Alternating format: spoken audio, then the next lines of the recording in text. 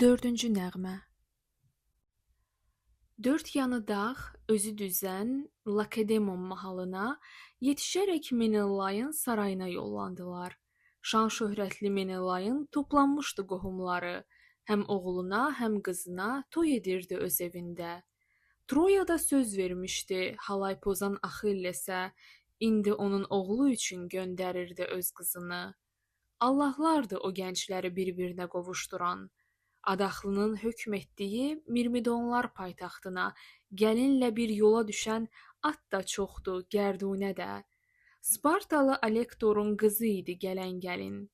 Evlənən gənc Megapent isə bir kənizdən doğulmuşdu. Çünki daha Yelenaya Allah övlad verməyirdi. Afrodita kimi gözəl Germiona adlı qızı doğan kimi Yelenanı qısır qoydu o tanrılar. Uca damlı saraydaydı qonaqları, toy məclisi. Bütün qohum qonşuları orada idi Menelayın. Kefə məşğul idi hamı. Allah sifət bir müğənni Forminq ilə oxuyurdu. Nəğmə səsi ucalınca dövrə vurub rəqs etməyə çıxdı iki rəqqasə qız. Yolçuların özləri də, atları da qapıdaydı. Odissey ilə Mərd Nestorun oğulları idi onlar. Menelayın sarayında hər bir işi nizamlayan Yeteon bu yolçuları darvazada görən kimi xəbər üçün getdi ordu başçısının hüzuruna. Lap yanına gəlib onun bu qanadlı sözü dedi. Sən, ey Zevsin yetirməsi, 2 nəfər adam gəlib. Hər ikisi elə bil ki, Kronion nəslindəndir. Əmrin nədir, atlarını gərdunədən açaqmı biz, yoxsa başqa bir adamın qapısına yola salaq? Xurmayı saç Mərd Menelay acıqlanıb belə dedi. Boyev oğlu Yeteoney belə başsız danışmazdın. Nə oldu ki, uşaq kimi indi boş-boş danışırsan? Yurdumuza dönənəcən yad ellərdən başqaları azmı hörmət edib bizə? Qayıtmasın bir də o gün. O yad elli qonaqların tezcə get aç atlarını, özlərini yanına sal gətir evə, qonaq kimi. Yeteoney kişilərin salonundan çıxdı dərhal. Əldən iti nökərləri öz yanına harayladı.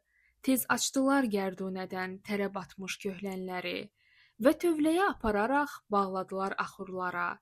Arpaya bol pərinç qatıb axurlara doldurdular. Gərdunəni isə hamar bir divara söykədilər. Yolçuların özlərini apardılar düz saraya, Menelayın gözəl qəsri heyran qoydu gələnləri. Şan-şöhrətli Menelayın uca, geniş imarəti bədirlənmiş ay kimi ya günəş kimi nur saçırdı. Baxıb xeyli həzz aldılar. Sonra yaxşı cilalanmış vannalarda yuyunmağa yollandılar. Qonaqları qaravaşlar çimizdirib canlarını yağladılar. Sonra da yun plaş, xton geydirdilər hər birinə. Onlar gedib Menelayın lap yanında əyləşdilər. Əllərini yumaq üçün kəniz qızıl bir dəstidə su gətirdi, gümüş tası tutdu qonaq qabağına. Sonra hamar masa çəkdi, mərifətli açarçı da masa üstə çörək qoydu. Evdə olan ehtiyatdan canla, başla neçə löyn dadlı-dadlı yemək verdi. Saqi isə dik tutaraq içi dolu nimçələri qonaqlara ət payladı, yanında da qızıl qədəh, əldə qədəh. Belə dedi qonaqlara Mərd Menelay. Əvvəl yeyin, ləzzət alın. Siz doyandan sonra yalnız soruşarıq, siz kimsiniz, gəlişiniz haradandır? Görürəm ki, hər ikiniz mərd ataya çəkibsiniz. Yəqin ki, Zevs törəməsi Çar nəslinə mənsubsunuz. Pis atadan sizin kimi mərd oğullar törəməzdi. Belə deyib, önündəki kök dananın bel ətindən 2 parça alıb qoydu qonaqların qabağına. Əllərini uzatdılar onlar hazır yeməklərə. İstədiyi qədər hər kəs yeyib, içib doyan kimi, eşitməsin deyə heç kəs səsini lap yavaşıdıb, Odisseyid Nestoridə xitab edib belə dedi. Nestor oğlu, sən ey mənim yaxın dostum, can sirdaşım. Bu möhtəşəm evdə hər şey gör bir necə parıldayır. Qızıl, gümüş, kəhrəba, fil sümüyü gör nə qədərdir. Yəqin Zevsin Olimpdəki salonu da lap belədir. Bu qədər də dövlət olar, baxdıqca mat qalır adam.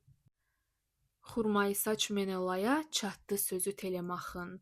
Qonaqlara xitab edib bu qanadlı sözü dedi. Balalarım, Kronidlə heç kəs bəhsə girə bilməz. Çünki onun həm sarayı, həm sərvəti əbədidir. Bu var bəzi adamlarda ola bilər, bəzində yox.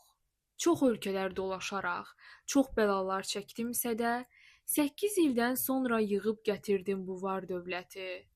Kiprə, uzaq Finikiyaya, uzaq Misrə düşdü yolum. Sonra Sidon, Həbəşistan, Yerembistan oldu yerim. Liviyada gördüm quzu doğulur öz buynuzu yula. Qoyun, keçi ildə 3 əl balalayır o diyarda. Süddən, ətdən və pendirdən korluq çəkən yoxdur orada. Nə malqara sahibləri, nə çobanlar korluq çəkir. Çünki orada bütün ili başdan başa süd sağılır. Yad ellərdə dolaşaraq var yığmaqla məşğul ikən, qardaşımı arvadını xəyanəti ucbatından gözlənmədən yad bir adam namərdliklə etdi həlak. Beləliklə, var dövlət də lap gözümdən düşüb mənim. Yəqin sizə bu barədə atanız da danışıbdı. Çox bəlalar çəkib başım. Rahatlığı öz yerində, ağzınacan dolu olan ev eşiyim çıxıb əldən. Kaş əlimdə 1/3 qalaydı o sərvətin. Təki əziz yurdlarından çox aralı Troyada şəhid olan qəhrəmanlar sağ-salamat qaydaydı. Tez-tez anıb o dostları, göz yaşları tökə-tökə günlərimi bu sarayda dərdlə, qəmlə keçirirəm. Gah qəlbimi ağlamaqla toxtadıram, gah susuram. Ürəyimi göz yaşı ilə, dərdlə, qəmlə doydururam. Lakin məni bir nəfərin dərdi daha çox yandırır. O yadıma düşəndə həm yuxum qaçır, həm iştaham. Odisseyin çəkdiyi o əziyyəti, müsibəti inanın ki, axeylərdən heç birisi çəkməmişdi. Dərd qəm ona nəsib olub, dost həsrəti çəkmək mənəm. Nə müddətdir yoxa çıxıb, nə izi var, nə sorağı. Heç bilmirəm sağdır, ölüb, Laertdə dərd çəkir yəqin. Çox ağıllı arvadı da, bircə oğlu Telemax da. Mərd Odissey evdə körpə qoyub gedib Telemaxı. Telemaxın ağlamağa tutdu bunu eşidəndə. Gözlərinin gilə-gilə yaşı axdı yanağından. Gizlətmək üçün bu yaşları tünd qırmızı plaşını tutdu gözü qarşısına. Menelay hiss etdi bunu. İki fikir arasında mütərəddid qaldı xeyli. Gözləsinmi qonaq özü söhbət açsın atasından, yoxsa özü sual verib danışdırsın qonağını? Ağlı ilə, qəlbi ilə bu barədə düşünərkən, Yelena öz uca yataq otağından gəldi bura. Qızılqoxlu Artemida ilahədən qalmazdı o. Adres da öz xanımına naxışlı bir kürsü verdi. Alikippa da ayağının altda yumuşaq xalça saldı. Əlində bir gümüş mücrü gəldi Filo. Bu mücrünü bir vaxt Misir Fivasında Alkandra bəxş etmişdi. O, Polibin arvadı idi, orada evlər dolu olur. Polib isə Menelaya 2 ədəd gümüş vanna, 2 ədəd 3 ayaqlı vermişdi, 10 talant qızıl. Arvadının Yelenaya töhfəsi də az deyildi. Zər həşiyəli, gümüştəkər mücrü ilə qızıl bir iy vermişdi o Yelenaya. Bu mücrünü kəniz Filo gətirərək qoymuşdu düz onun gözü qabağına. Mücrü yaxşı əyrilmiş ipli ilə dolu idi. Üstə qızıl mil, bir də ki bənövşəyi yun var idi.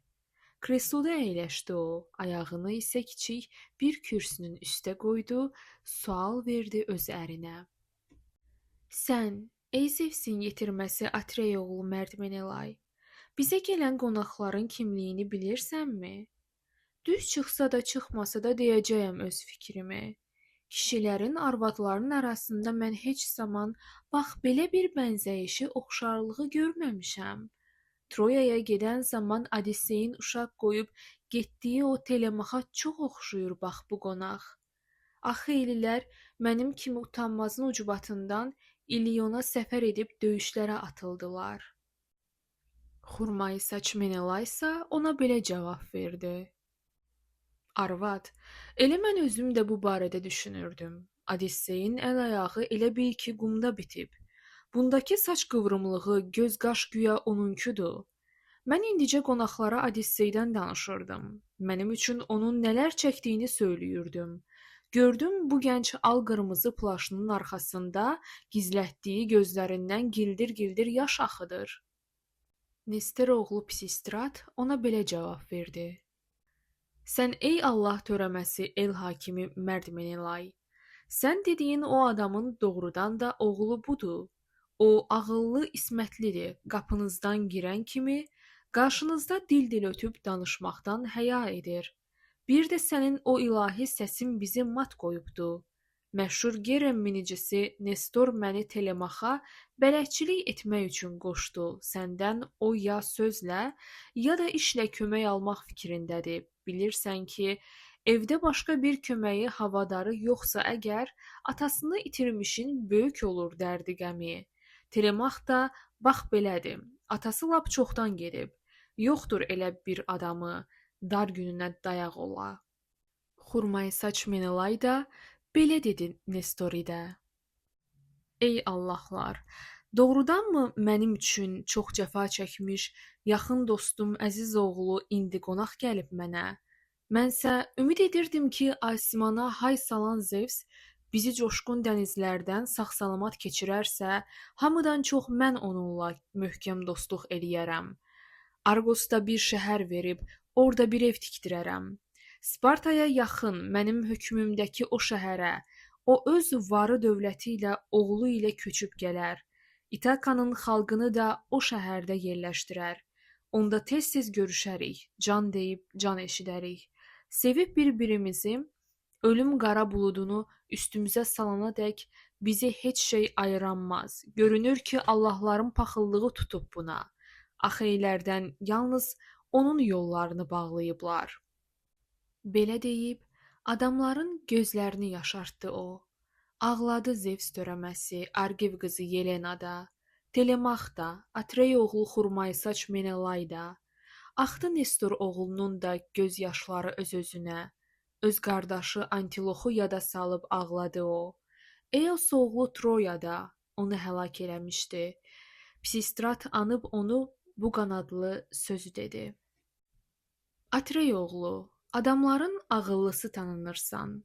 Nə zaman ki evimizdə sən barədə söhbət olur, bax həmişə belə deyir dünya görmüş qoca Nestor.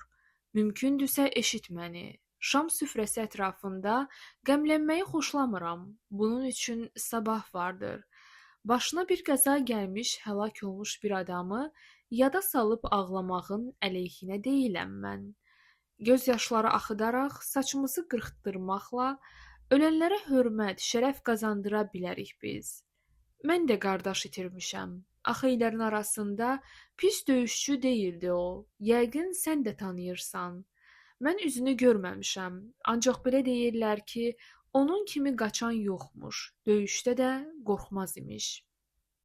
Ona belə cavab verdi Xurmaysaç Mərd Menelay: Əziz dostum, görürəm ki, çox ağıllı danışırsan. Səndən yaşlı bir adam da elə belə danışardı. Atan müdrik olduğundan sənin sözün ağıllıdır. Evlənəndə ya anadan doğulanda bəxt ipini açıq gözlü Zevs əyirən bəxtiyarlar tez tanınır. Nestoru da yarıdıb Zevs. Öz evində eşiyində şad və xürrəm günlərini başa vurub qocalır o. Oğullar da nə oğullar, həm ağıllı, həm də qoçaq.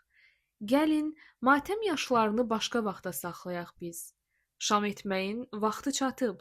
Gəlin yuyaq əlimizi. Telemaxla ətraflı bir söhbət etmək üçün düzü sabah səhər istənilən qədər imkan olacaqdır. Belə dedi. Menelayın əldən iti xidmətçisi Asfalyon su gətirdi. Əllərini yudu onlar. Hazırlanmış yeməklərə sonra da əl uzatdılar. Zevsin qızı Yelenanın başına bir fikir gəldi. İçdikləri al şəraba elə dərman qatdı ki, o dərdi, kini unutsunlar, yaddan çıxsın olub keçən. O dərmanı meyə töküb Kim içsəydi, bütün günü gözlərindən bir gilə də yaş axıdıb ağlamazdı. O gün ölmüş olsa belə ya atası ya anası gözlərinin qabağında qardaşını ya oğlunu doğramış da olsaydılar, yaş çıxmazdı gözlərindən. Bir vaxt Misir torpağında təsiri xoş bu dərmanı Fon arvadı Polidamna bəxş etmişdi Yelenaya. Uzaq Misrin bərəkətli torpağında bitən otdan çoxdur şəfa verəni də, təhlükəli olanı da. Hər Misirli bir həkimdir, geniş bilik sahibidir. Çünki Pean nəslindəndir Misrin bütün sakinləri. O dərmanı meyə qatıb paylamağı əmr elədi. Sonra isə bu sözləri dedi orada olanlara. Sən, ey Zevsin törəməsi Atrid, siz, ey mərd kişidən törəmişlər. Xoşbəxtlik də, bədbəxtlik də Zevsdəndir. Hər şey onun əlindədir. O qadirdir hər bir şeyə. Uca damlı bu salonda yeyin, deyin, nəşələnin. Ruhunuza yatanlardan mən də sizə söhbət açım. Sınaqlardan mətin çıxmış Odisseyin hünərini nə danışa bilərəm mən, nə də saysam, saya biləm. Axeylərin çox-çox cəfa çəkdikləri Troyada göstərdiyi bir hünərdən ancaq söhbət aça biləm. Öz-özünə kötək vurub yaman hala salmışdı o. Kölə kimi çiyninə bir köhnə köşkül cındır atıb düşmənlərin gen küçəli şəhərinə gəlib çıxdı. Elə bir dilənçidir. Axeylərdən heç kəs onu gəmilərin ətrafında bu görkəmdə görməmişdi. Bu görkəmdə İliona gəldi, şübhə oyatmadan. Bircə onu mən tanıdım, yaxınlaşıb sual verdim. Ustalıqla susub cavab vermədi o sualıma. Elə ki, mən çimizdirib canına yağ çəkdim onun, təmiz paltar geyindirib and içdim ki, Troyanlar Odisseyin kimliyini yalnız o vaxt biləcək ki, o yanına dönmüş olsun iti gedən gəmilərin. Anddan sonra Axeylərin kələyini açıb dedi. Uzuntiyə silahıyla o bir xeyli düşmən qırıb, xeyli hərbi məlumatla dönüb yenə getdi geri. Troyanın qadınları uca səslə ağladılar. Mən sevindim, çünki çoxdan can atırdım vətənimə. Onsuz da mən yanırdım ki, Kipridanın sözlərinə kör-köranə uyub ayrı düşmüşdüm öz vətənimdən. Tərk etmişdim öz qızımı, öz gəlinlik yatağımı, cismən, ruhən çoxlarından üstün olan öz ərimi.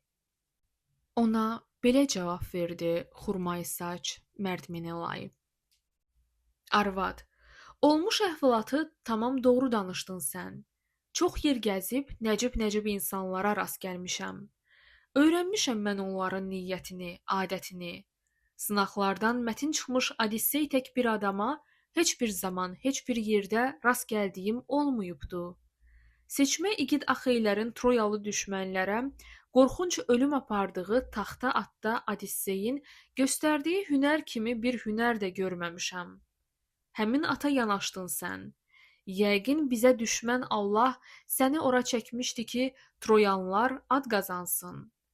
Allah sifət Deyfob da gördük sənin yanındadır. Taxta atı tıqqıldadıb sən 3 kərə dövrə vurdun. Hər bir Axey arvadının səsi kimi səs çıxarıb öz adı ilə çağırdın sən bizim məşhur igidləri. Tidey oğlu Diomedlə mən bir də ki mərd Odissey at bətnində əyləşərək eşidirdik çağırışını. Diomedlə mən sevincdən dik sıçrayıb istədik ki, taxta atdan çıxaq ya da çağırışına cavab verək. Odissey tez kəsdi yolu. Köpümüzü aldı bizim. Yerdə qalan Axeylilər səs-səmirsiz oturmuşdu. Bircə Antikl cəhd etdi ki, çağırışına cavab verə. Odissey tez sıçrayaraq öz qüvvətli əlləri ilə cəld ağzını yumub bizi xilas etdi məhv olmaqdan. Biraz sonra Afinanın təlqini ilə uzlaşdın sən. Dərrakəli Telemaq bu sözü dedi Menelaya. Sən ey Zevsin yetirməsi Atrid, ellər hökümdarı. Elə məni yandıran da odur ki, o tunç ürək də Odisseyi qurtarmadı qorxunc ölüm pəncəsindən. Ancaq daha rahatlanmaq vaxtı gəlib yetişibdi. Qoy indi də yatıb hər kəs datsın yuxu ləzzətini. Belə dedi. Yelena tez əmr elədi, dəhlizdəki iki rahat çarpayıda qaravaşlar yer salsınlar. Yaraşıqlı yastıqlardan yaxşı yataq düzəltsinlər. Üstə yumşaq xalça sərib yorğan hazır eləsinlər. Əllərində məşəl tutan kənizlər tez çıxdı evdən. Yer saldılar, qonaqlara bələdçilik etdi carçı. Atrey oğlu Menelayın hündürsütun dəhlizində yatdı igid Odissey ilə Nestorun gənc oğulları. Çarsa hündür imarətin uzanıb iç otağında qadınların ən gözəli Yelena ilə qoşa yatdı. Erkən doğan alsaçaqlı Eos çıxdı qaranlıqdan. Xurmayı saç mərd Menelay tezcə qalxdı yatağından. Paltarını geyib, astı çiyni üstdən qılıncını, ayağına bənd elədi yaraşıqlı atlığını. Ölümsüz bir Allah kimi çıxdı yataq otağından. Telemaxla bir əyləşib bu sözləri dedi ona. Nəcabətli Telemax, de, görüm səbəb nə oldu ki, dəniz keçib Lakedemon mahalına gəlib çıxdın? Öz işinimi, xalq işimi gətiribdi səni bura? Dərrakəli Telemaxsa ona belə cavab verdi. Sən, ey Zevsin yetirməsi Atrid, ellər hökümdarı, gəlmişəm ki, atam haqda bir məlumat alım səndən. Mənim evim talan olur, var dövlətim əldən gedir. Yağlarla dolub evim, onlar qoyun keçini də, əyribuynuz asta yeriş malları da kəsib yeyir. Həddən artıq quduzdurlar anamın gənc məftunları. Bax, bunun üçün qabağında diz çökərək yalvarıram. Atam necə öldüyünü açıb mənə söyləyəsən. Bəlkə bunu özün görüb ya görəndən eşidibsən. Axı onu doğan ana əzab çəkmək üçün doğub. Nə rəhm elə, nə hesaplaş, nə də yumşalt olanları. Nə görübsən, eşidibsən, olduğu tək nağıl elə. Axı ilərin çox-çox cəfa çəkdikləri Troyada, əgər mənim Nəcib atam öz əhdinə sadiq qalıb, öz sözü ya işi ilə bir rəşadət göstəribsə, yalvarıram. Yada salıb olduğu tək danış mənə. Xurmayı saç mərd Menelay bərk hirslənib belə dedi. Necə yəni miskin qorxaq adamcıqlar bir igidin arvadının yatağına sahib olmaq istəyirlər? Bu iş ona bənzəyər ki, maral körpə balaları yatırıb şir yuvasında otlamağa gedə özü. Çəmənlərdə otlamağa qarışmışkən onun başı qüdrətli şir dönə birdən yaşadığı mağaraya, balaları ilə birgə parçalaya o maralı. Odissey də o gəncləri bax beləcə məhv edəcək. Zevs ataya, Apollona, Afinaya and olsun ki, bir gün Lesbos adasında Filomelit pəhləvanla güləşərək onu böyük bir qüvvətlə çırpdı yerə. Beləliklə Axeyləri sevindirdi sənin atan. İndi yenə o görkəmdə görünsəydi bu gənclərə, ömürləri gödələrdi, toyları da vay olardı. Nəyi bilmək istəyirsən, o haqda da danışaram. Danışıram olduğu tək heç bir şeyi dəyişmədən. Qoca dəniz falçısından eşitdiyim hər nə varsa, bir sözünü gizlətmədən danışaram başdan başa.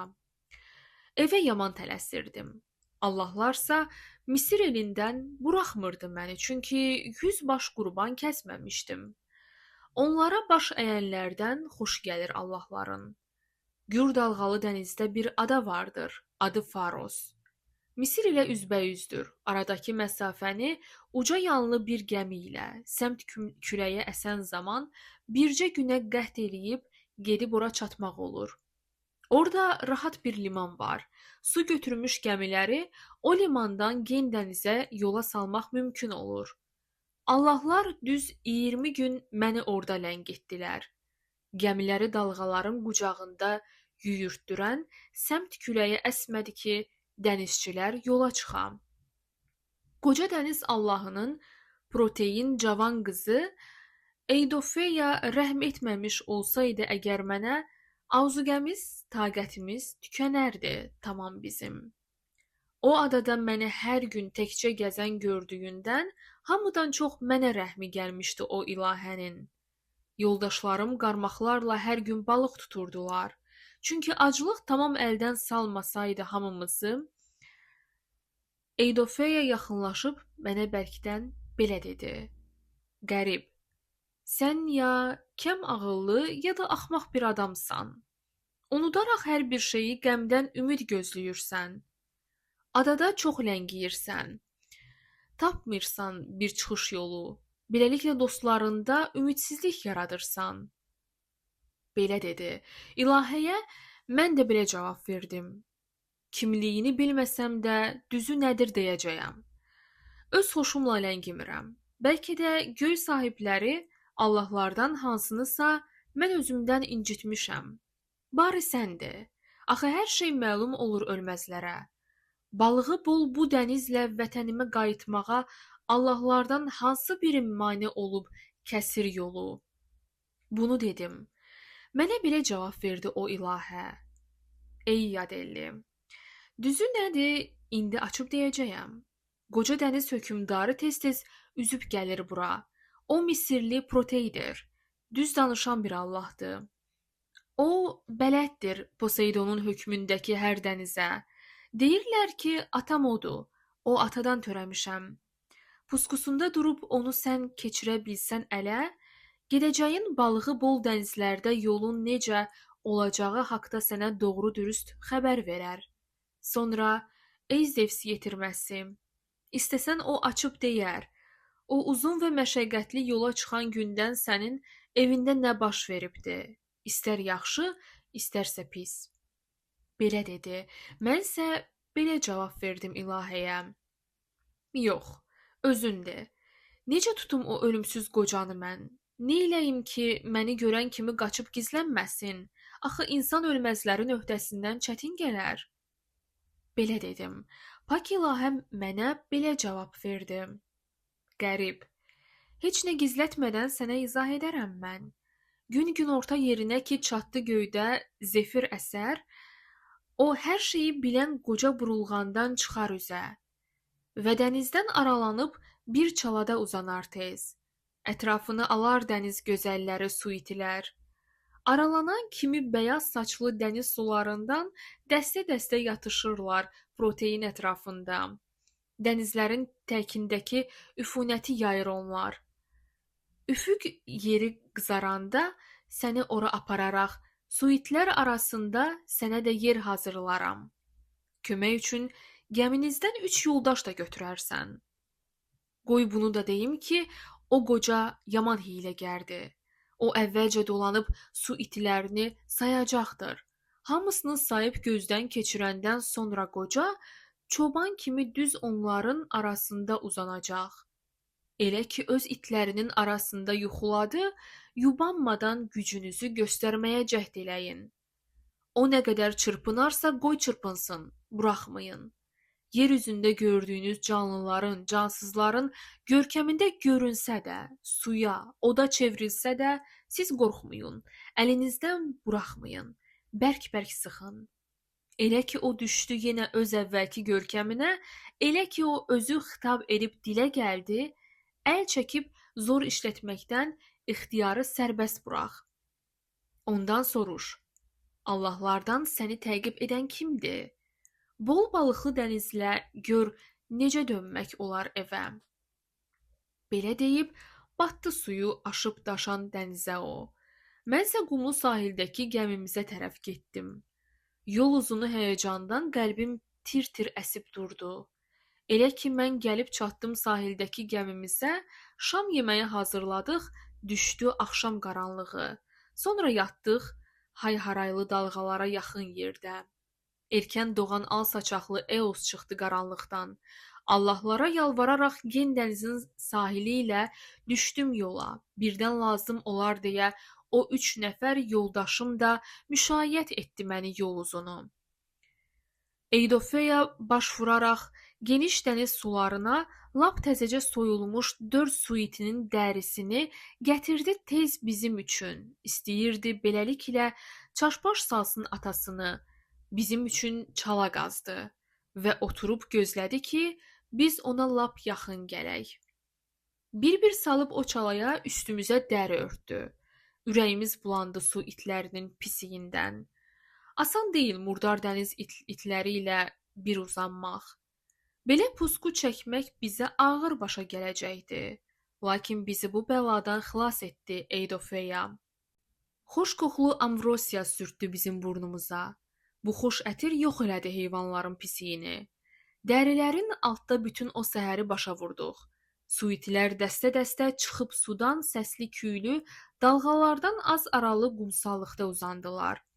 Duzlu dəniz sularından düz günorta çıxdı qoca.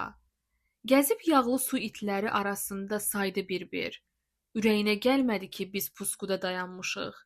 Sürüsünü sayanda o, əvvəl-əvvəl bizi saydı. O uzandı, biz sıçrayıb bağırışaraq tutduq onu. Öz məkirli sənətini dərhal işə saldı o da. Uzun, yallı, alov rəngli bir aslana döndü öncə. Sonra döndü gah bəbirə, gah ilana, gah qabana. Axar suya, xeyli uca bir ağaca döndü sonra. Özümüzü toxtaq tutub buraxmadıq lakin onun. Çox keçmədi, o hiyləgər qoca axır təngə gəldi. İnsan kimi dilə gəlib bu sualı verdi mənə. Atrey oğlu pusqu qurub məni ələ keçirməyi hansı Allah öyrədibdi sənə? Nədir istədiyin? Bu sualı verdi mənə. Ona belə cavab verdim. Özün yaxşı bilirsən ki, istədiyim nədir səndən. Bilirsən ki, ilişmişəm bu adada, gedəmirəm. Çıxış yolu tapanmıram, qəlbən, ruhən üzülürəm. Qoca, bari sən də. Axı ölməzlər hər şeyi bilir. Balığı bol bu dənizi addayaraq vətənimə qayıtmağa hansı Allah mane olub yolu kəsib? Belə dedim. Qoca dərhal cavab verib bunu dedi. Madam ki, sən tez qayıtmaq istəyirdin vətəninə, gəminizə minən zaman Zevs atayla bütün başqa allahların şərəfinə xeyli qurban kəsməliydin. Yalnız onda Taleh səni qohumlarla görüşdürüb öz evinə, eşiyinə, torpağına çatdırardı. Zevsin sudan yarıtdığı Misir çayı axarı ilə geri dönüb geniş göyün ölməz olan sakinləri Allahların şərəfinə hekatomba nəzir versən, istədiyin yolu onlar açar sənin qənşərinə. Bu sözləri deyəndə o, qubarlandı qəlbim yaman. Buyruğuna görə onun sis dumanlı dənizlə mən uzun, ağır bir yol keçib yenə Misrə dönməliydim. Ancaq buna baxmayaraq ona cavab verib dedim. Qoca, nə əmr eləyirsən, ona əməl eləyəcəm. Gizlətmədən bir də mənə bu barədə danış görüm.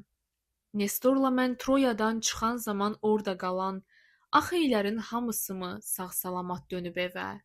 Yoxsa ki, öz gəmisi ilə sulara qərq olanı var? Ya dostunun qolu üstə, hərbdən sonra öləni var? Belə sual verdim. O tez cavabımı verib dedi.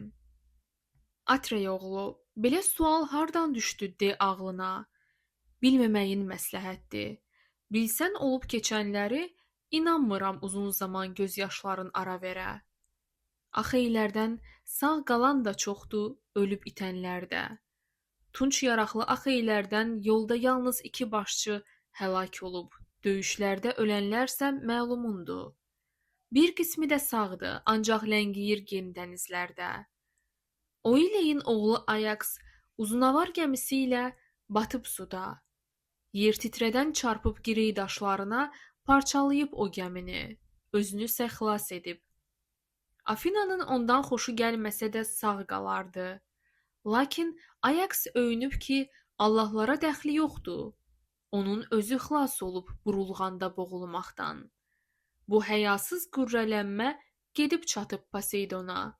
Qəzəblənib 3 dişlini alıb güclü əlinə o, çırpıb girey qayasına. Qaya dərhal parçalanıb. Bir parçası öz yerində qalıb, lakin üzərində suçlu Ayaks dayandığı parça gedib düşüb suya. Özü ilə qərq edib onu coşqun dəniz sularında. Duzlu dəniz sularını uda-uda məhv olub o.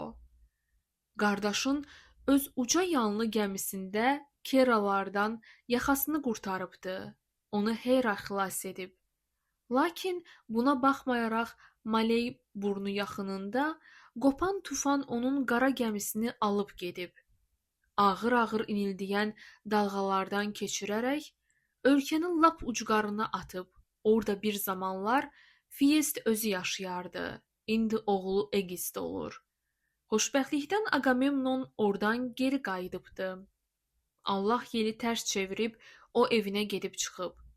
Çox fərəhlə ayaq basıb Atrit doğma diyarına, uzanaraq torpağında öpüb onun. Şadlığından uzun zaman gözlərindən axan yaşı dayanmayıb. Qüllədəki bir gözətçi elə bu vaxt görüb onu. Ona 2 talant qızıl vəd edibmiş xain Egist. Bir il varmış, o da keşik çəkirmiş ki, Agamemnon gözlənmədən gəlib çıxar, işə salar var gücünü. Gözətçi tez xəbər üçün gedib Egist olan evə, eşidincə amansız bir tədbirə əl atıb Egist. Pusqu üçün 20 gənc seçib xalqın arasından. Evinin bir yanında da yemək-içmək hazırladıb. Orduların başçısını dəvət üçün gedib özü. Bunun üçün Gərdunəyə yaxşı atlar qoşdurubmuş. Qarşılayıb öz evinə aparıbdı qonağını. Lakin onu qonaqlıqda cöngə kimi boğazlayıb, nə Atridlə gələnlərdən, nə Egistin adamından diri qalan olub, hamısı vuruşaraq həlak olub. Belə dedi. Mənim qəlbim parçalandı bu sözlərdən. Qum üstündə əyləşərək çox ağladım. Nə yaşamaq, nə günəşin işığına baxmaq eşqi qaldı məndə. Qum üstünə sərilməkdən, ağlamaqdan doyunca mən dənizlərin düz danışan ixtiyarı belə dedi. Atrey oğlu, ümidsizlik və ağlamaq lazım deyil. Göz yaşları axıtmaqdan bir şey ələ gələn deyil. Vətənə tez qayıtmağı fikirləşsən yaxşı olar. Ya Egisti diri tutar, ya Orestin öldürdüyü o xainin dəfninə sən özün gedib yetişərsən. Belə dedi. Dərdim, qəmim dağdan ağır olsa belə, məni yaman sevindirdi ixtiyarım bu sözləri. Həmin dəniz qocasına bu qanadlı sözü dedim. İkisindən xəbər bildim. Üçüncüdən danış indi. Sağ qalıb gen dənizlərdən dönənməyən kimdir bu an? Bəlkə də o daha yoxdur. De, ağır da olsa bilim. Belə dedim. Sualıma dərhal cavab verdi qoca.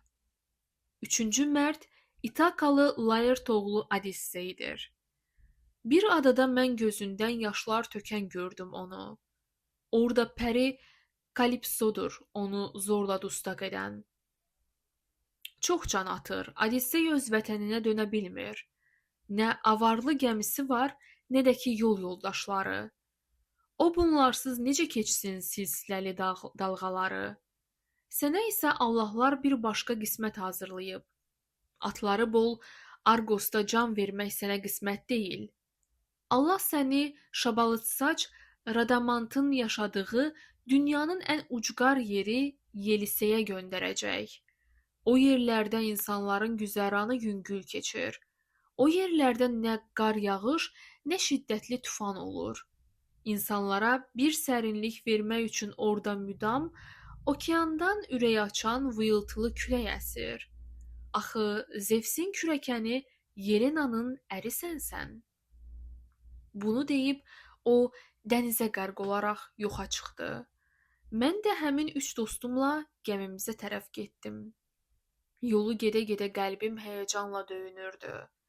Sahildəki qara böyür gəmimizə çatan kimi şam yeməyə hazırladıq. Çöktü gecə qaranlığı.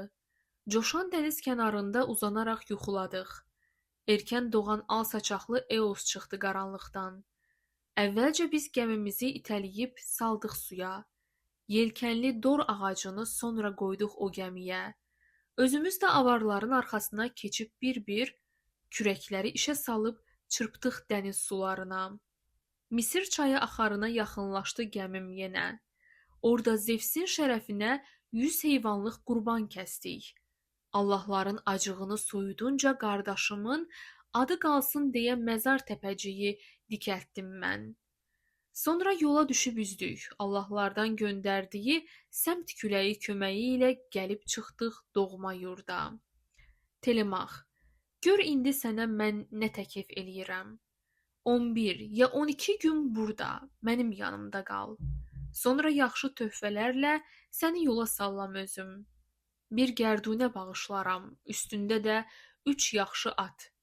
Allah nəzri vermək üçün gözəl bir can bağışlaram. Mey nəziri ayininin daim məni xatırlarsan. Dərrakəli Telemachsa Menelaya belə dedi. Atrey oğlu, yalvarıram. Məni burada çox saxlama. Düzdür, bir il başdan başa mən yanında qalsam sənin nə ev üçün darıxaram, nə də qohum qardaş üçün. Dinlədikcə söhbətini bil ki, yaman həzz alıram. Lakin məni o müqəddəs pilosda gözləyən var. Dostlar mənsiz darıxırlar. Sən də məni yubadırsan. Verəcəyin hədiyyə isə başqa bir şey olsun ancaq. Atlarını İtakaya aparmaram. Burada qalıb qoy bu yeri bəzəsinlər. Düzənliyin çoxdur sənin.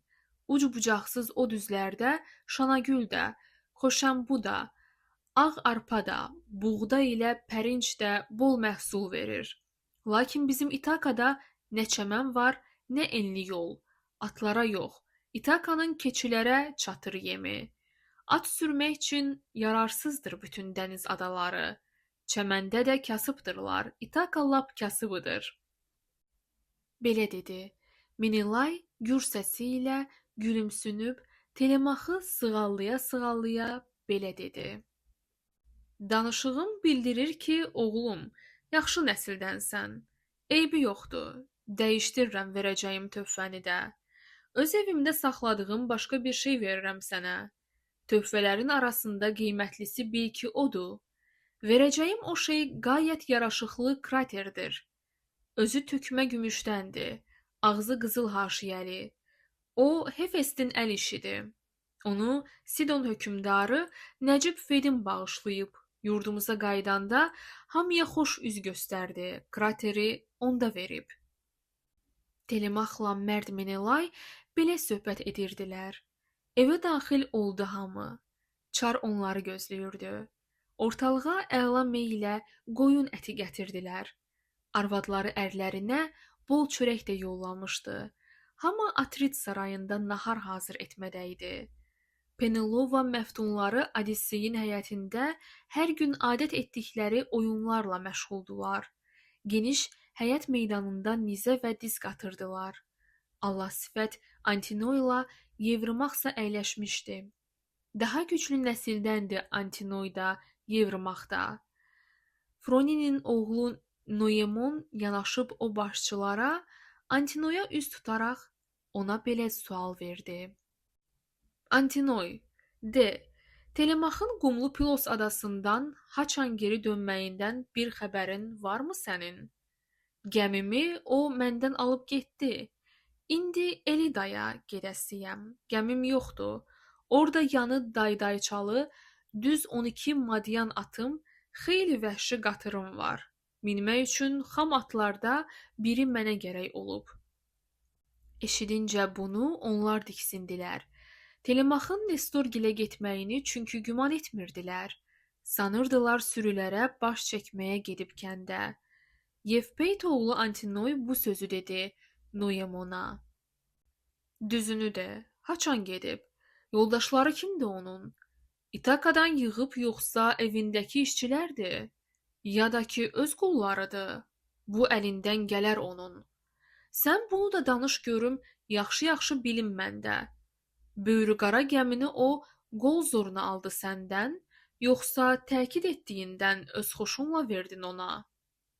Noemonsa Antinoya cavab verib belə dedi.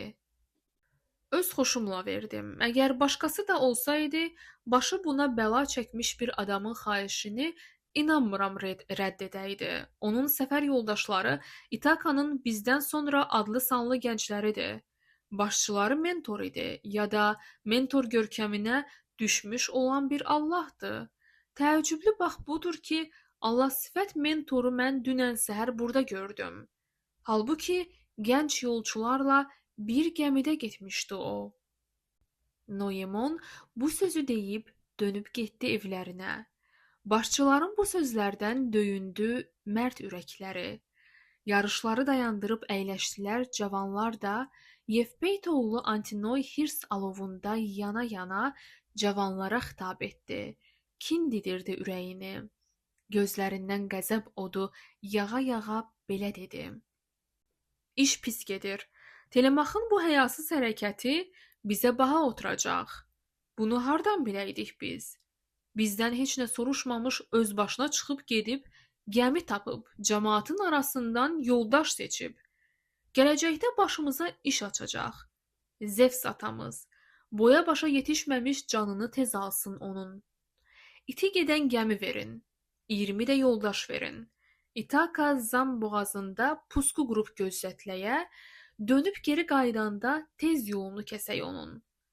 Atasından xəbər bilmək ona baha oturacaq. Belə dedi. Hamı onun təklifi ilə razılaşdı. Tezcə durub Odisseyin sarayına yollandılar. Çox çəkmədi Penelopa xəbər tutub öyrəndi ki, məftunları Telemaxı məhv etməyə hazırlaşır. Bu xəbəri Medont verdi. Umudlular bu barədə danışanda Medont həyət divarının dalındaymış. O tez evə qaçıb bunu xəbər verdi xanımına. Astanadan girən kimi Penelopa xəbər aldı. Medont, səni nə xəbərlə göndəriblər aşiqlərim? Yoxsa onlar Allah sifət Odisseyin evindəki kənizlərə tezcə yemək bişirməyə əmr edirlər? Kaş nə mənə elçi düşüb, nə bu evə gələydilər. Kaş ki bizdə axırıncı yeməkləri olaydı bu.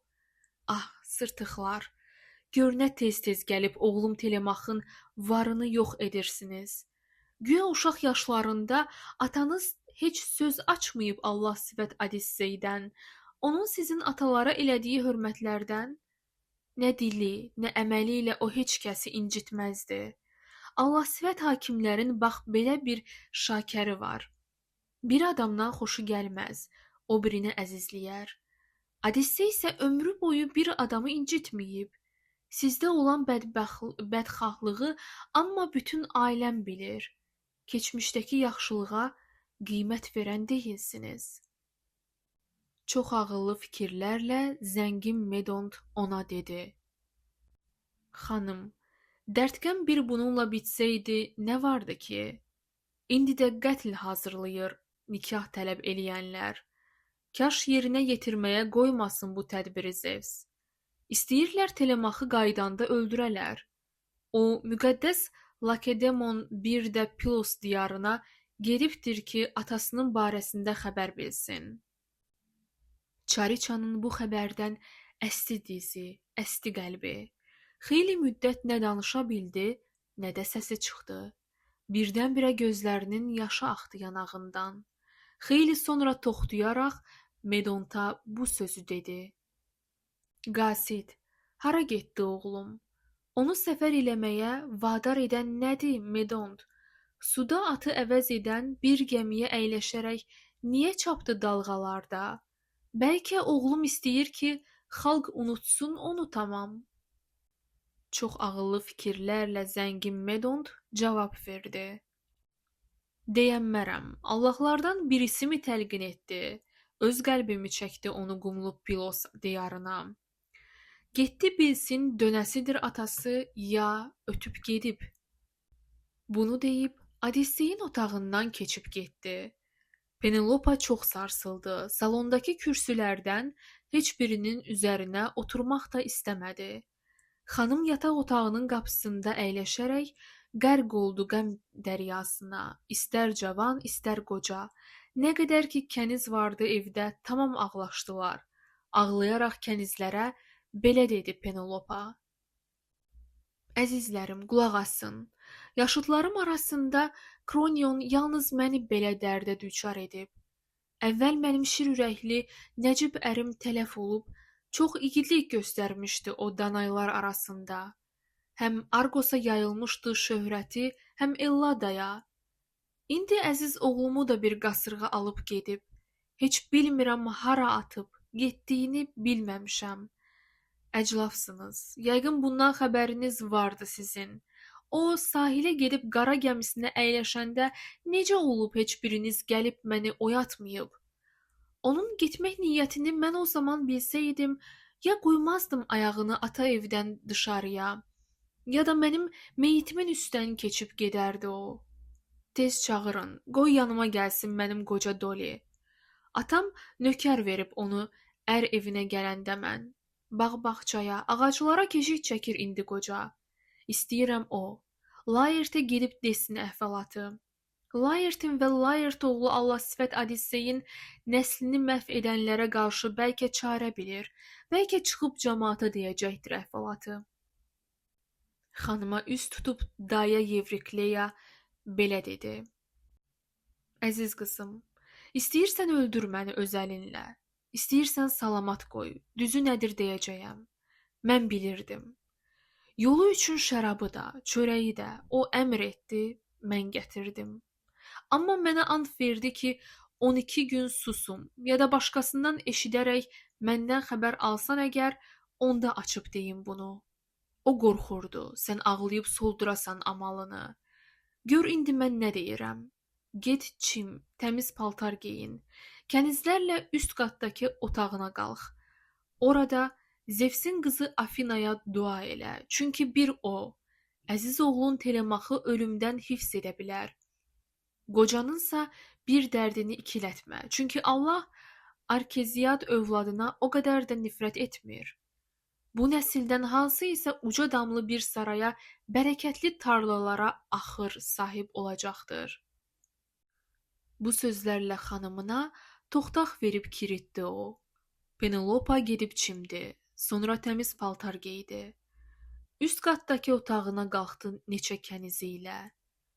Bir səbətə arpa töküb Afinaya dua etdi. Ulu Zevsin, dəf edilməz qızı, yaxşı dinlə məni. Əgər bir vaxt o çox bilmiş Odissey bu ev eşikdə sənin üçün heyvan kəsib budlarını yandırıbsa, yadına sal. Özün xilas elə mənim bir balamı. Mənə elçi düşənlərin xətasından, bəlasından. Belə deyib hönküldədi. Afinaya çatdı xahiş. Məftunlarsa elə bu vaxt zalda hayküy salmışdılar. Təşəxxüslü cavanlardan bəziləri deyirdi ki, İndi xanım yəqin toya hazırlaşır və ağlına gəlmir ki, biz Telemaxı öldürməyi qət etmişik. Bunu deyən bilmirdi ki, onlar özü öləcəklər. Antinoy bu cavanlara xitab edib bərkdən dedi. Yoxsa dəli olubsunuz, hər nə gəldi deyirsiniz. Demirsiniz bu sözləri çarı-çaya çatdırarlar? Səs səmirsiz qalxıb gedək dediyimiz iş dalınca. Axı, bu iş hamımızın ürəyinə yatan işdir. Belə deyib o 20 sədaqətli cavan seçdi. Getdi qumlu sahillərə, gəmiləri duran yerə. Əvvəl hamı köməkləşib o gəmini saldı suya. Yelkənli dor ağacını uzatdılar o gəmidə. Sonra qayış halqalara keçirdilər avarları. Bunlar hazır olan kimi yelkənləri buraxdılar. Onlara öz nökərləri gətirdilər silahları. Dərin sahil sularında lövbərləyib o gəmini yerə düşüb şam etdilər, gözlədilər gecə olsun. Bu vaxt dərdli Penelopa üst qatdakı otağında uzanmışdı, yadına nə su düşürdü, nə də yemək. Başındakı bu fikirdi, oğlu nicat tapacaqmı, yoxsa bədxah məftunları nəfəsini kəsəcəklər. Ovçuların yaratdığı dairənin sıxlığını görən aslan necə qorxub həyəcanlar keçirirsə, o da elə həyəcanlı idi. Lakin yuxu bastı onu. Mürgülüyüb yatağına əyildi, dərd çıxdı yaddan. Pak Pallada Afinada bu vaxt başqa fikrə düşdü. Gözəl qadın iftimaya bənzər xəyal yaratdı o. Penelopa kimi o da İkaridən törəmişdi. Ferili mərd Yevmel ilə həyat qurub evlənmişdi. Odisseyin sarayına yolladı bu teyfi Allah. Çünki yaman dərd çəkərək ağlayırdı Penelopa. Teyf xanıma toxtaq verib göz yaşını kəsməli idi. Xəyal rəzə qayışının yarığından girdi evə. Çariçanın başı üstə dayanıb bu sözü dedi. Ey ürəyi qəm üzgünü Penelopa, yatıbsanmı? Yüngül həyat əbədilər ağlamağı, qəm çəkməyi sənə yasaq eləyirlər. Sağ dönəcək oğlun evə. Allahların qarşısında heç bir suçu yoxdur onun. Mürgülüyüb gördüyü bu şirin yuxu aləmində ağıl kanı Penelopa ona belə cavab verdi. Bacım, bu nə sözdür dedin? Desən hara, bu yer hara? Sən ki bizdən uzaqdasan, buralara gəlməzdin heç. Necə yəni deyirsən ki ağlamayım, zarımayım? Qəlbi, ruhu parçalayan nə var, yaddan çıxardım mən? Əvvəl mənim şir ürəkli Nəcib ərim tələf olub. Çox igidlik göstərmişdi o, danaylar arasında. Həm Argosa yayılmışdı şöhrəti, həm Elladaya. İndi isə əziz oğlum bir gəmiyə minib gedib, bəlkə boşa düşməyib o, dil ağızsız gəncdir hələ. Onun dərdi unutdurub məni, bil ki, ər dərdini. Qəlbən qorxub əsirəm ki, onun dəniz yollarında ya getdiyi yad ölkədə başına bir qəza gələr. Düşmənləri çoxdur onun, xata çıxar əllərindən. Öz yurduna dönənədək nəfəsini kəsər onlar. Çox da yaxşı seçilməyən kabus ona belə dedi. Əziz bacım, cürətli ol. Qorxutma heç ürəyini. Onun elə bacarıqlı yol yoldaşı var ki bacım, kişilər də istəyər ki o dayansın keşiyində. O Zevs qızı Afinadır. Dərdlərinə yanır sənin. Bu sözləri demək üçün məni də o göndəribdir. Düşüncəli Penelopa ona belə cavab verdi. Eşitdiyim doğrudan da ilahənin səsidirsə, ərimin də əhvalından mənə səhih bir xəbər ver. Ey ilahə, o sağdırmı? Baxırmı gün işığına? Yoxsa yoxdur Odisseyin gedib aid aləminə? Çox da yaxşı seçilməyən kabus belə cavab verdi. O diridir ya ölübdür, doğrusunu deyənmərəm. Havaya söz danışmaqdan xoşum gəlmir çünki mənim. Bu sözləri deyib, Mehtək kabus qapı rəzəsinin deşiyindən çıxıb getdi. Penelopa tez ayıldı və sevimli ürəyini fərəh hissi çulğaladı. Yuxuda yox, sanki bunlar ayıqlıqda baş verirdi. Məftunlarsa bir gəmiyə əyləşərək yol gedirdi. Bu səfərdən məqsədləri Telemaxı öldürməkdir. Qayalı Zam adası ilə İtakanın arasında Asterida adası var. Çox da böyük ada deyil. O adanın gəmilər üçün 2 rahat limanı var. Axeylilər Telemaxa orada pusqu düzəltmişdi.